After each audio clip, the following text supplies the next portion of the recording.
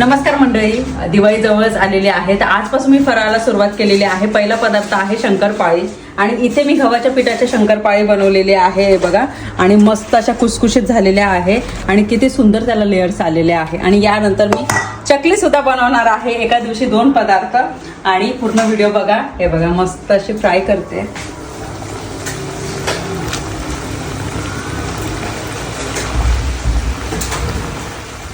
सगळ्या शंकरपाळ्या मी तळून घेतलेल्या आहे आणि अगदी बिस्किटासारख्या झालेल्या आहेत, तुम्हाला दाखवते बघा। आणि आतमध्ये सुद्धा किती लेयर्स आलेले आहेत, नक्की करून बघा। आणि हो, चकली पण बनवते ते पण दाखवते। आता इथे चकल्या बनवायची तयारी चालू आहे। इतक्या सुंदर चकल्या झालेल्या आहे आणि या मी 1 किलोच्या चकल्या बनवलेल्या आहे आणि आकार सुद्धा इतकं गोल गरगरीत आहे।